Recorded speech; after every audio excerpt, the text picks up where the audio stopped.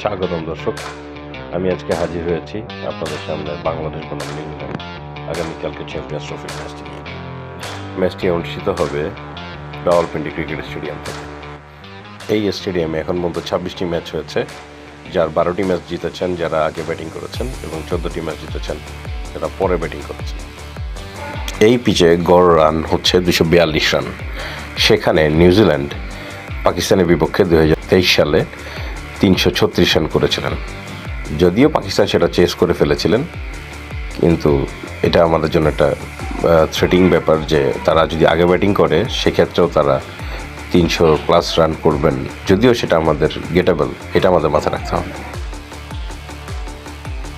স্বভাবতই আমরা এক্সপেক্ট করব টসে জিতে আমরা বোলিং নিব আগে। এবার আসা যাক আমি যে টিমটিকে দেখতে চাচ্ছি। তানজিদ হাসান তামিম, পারভেজ ইমন ওপেনিং করবেন দুজন। ফার্স্ট ডাউনে সৌম্য সরকার, এরপরে তাওহিদ হৃদয় আসতে পারেন অথবা মেহেদি মেরাজ আসতে পারেন।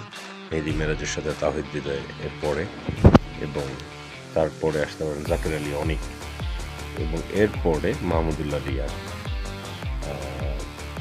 সাথে আমি নিশাদ হোসেনকে চাই, তামজিদ সাকিবকে চাই, তাসকিন এবং নাহিদ রানা। এই টিমটি হলে আমরা খুব ভালো ফাইট ব্যাক করতে পারবো এবং অ্যাটাকও করতে পারবো। এখানে দুজন প্লেয়ারকে আমরা দেখতে পাচ্ছি। এর ভিতরে আমি সেন্টনারকে বেশি গুরুত্ব দিব যে উনি অনেক বেশি ইম্প্যাক্ট করতে পারেন, তো আমাদেরকে ওনার ব্যাপারে অনেক সতর্ক থাকতে হবে।